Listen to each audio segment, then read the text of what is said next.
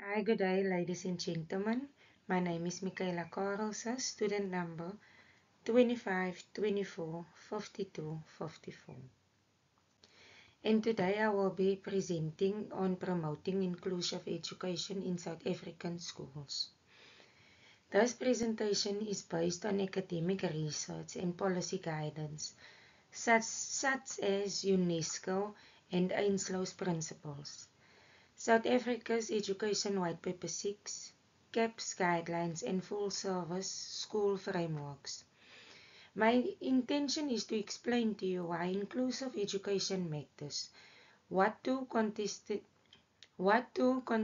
definitions mean, and also to give you some practical strategies on how schools, parents and policymakers can make inclusion real. Necessity is the mother of intervention. Why inclusive education matters? Inclusion education is critical because through the process, all learners, irrespective of ability, language, socioeconomic background, and medical conditions, can participate fully within a school. In addition to increasing academic progress, inclusion development, inclusive, inclusive develops peer relationships, empathy and teamwork, and reduces little by little bias and social exclusion. Many schools in South Africa face a lack of resources, poorly prepared teachers, and physical or systematic barriers. According to Mel Ainslow, the concept of inclusion is a process whereby schools have to continually modify the teaching approaches and systems to meet various learners' needs. Another important guiding principle is presence, participation and achievement, referred to by its acronym PPA. This ensures students are not just physically present but actively involved and making meaningful progress. Ainslow's principles of inclusion. Ainslow describes inclusion as a process. Presence is the consistent presence principle in the classroom. Participation is described as active and meaningful involvement, sharing and contributing ideas, including acquired knowledge. Achievement is not restricted to grades but encompassed social, emotional, and cognitive development.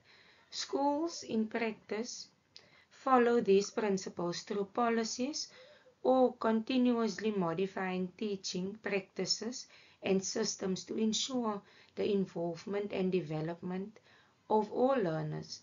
Inclusion is therefore an active and continuous process, not a status or a product. Contested definitions of inclusion. There are two main contested definitions of inclusion. The narrow definition focuses primarily on the integration of learners with disabilities into regular classrooms. While this corresponds with the notion of presence, it is often based on the support of experts and labeling, which tend to locate the problem in the child rather than in changing systems. Other students who have other kinds of challenges, such as poverty, language, or early literacy difficulties, may not be considered. In contrast to the pro definition, perceives inclusion as a right of every learner. Schools need to accommodate all aspects of diversity, eliminates eliminate system barriers, and create learning environments where every student has full opportunity to participate and attain. Practical recommendations for teachers. Teachers are central in bringing inclusion to life. They should differentiate lessons through tied activities, visual aids, and step-by-step scaffolding.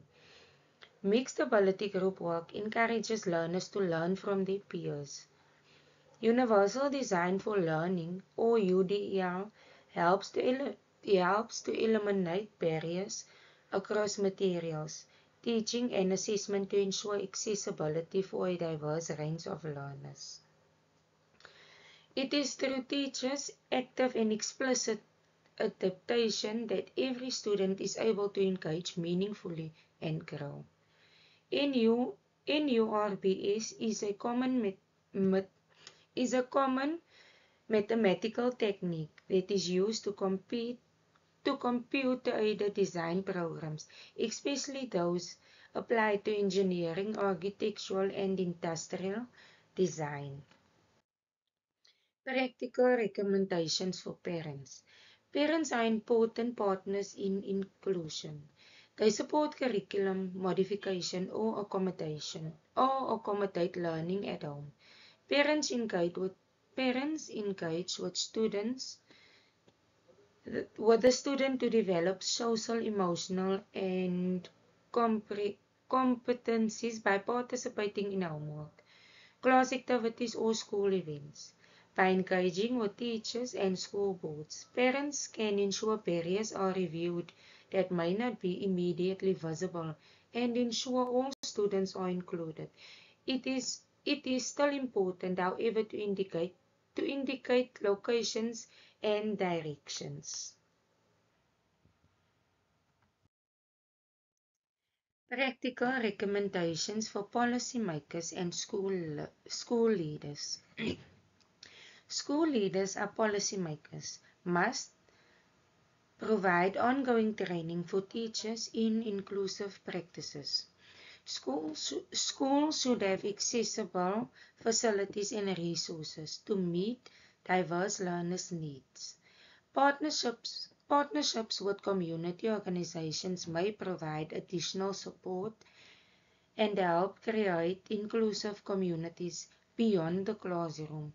Policy implementation should focus on systemic changes, not individual implementation, that supports every child. For example, a grade 3 reading lesson. In a grade 3 classroom, a teacher uses CAPS guidelines, adapts a reading lesson for all students. The main concept, like summarizing a text, is taught to the whole class, but assignments are tiered based on reading ability. Students struggling with language or comprehension receive visual aids or charts. The approach ensures all students are engaged and participate meaningfully and achieve progress without being singled out. Conclusion and call to action. Inclusive education is more than a place. It involves participation and growth in every sense. Schools should partner with learners and policymakers in identifying and eliminating barriers, using flexible teaching strategies, and making adaptations so that every student feels important and valued. Taking a broad rights-based approach rooted in Ainslow's principles allows schools to serve every child effectively. Together we can create classrooms where children feel belonging and reach full potential. References. The following are the significant sources that have guided this presentation. Thank you for your attention. I hope this stimulates action to assist in making learning environments more inclusive.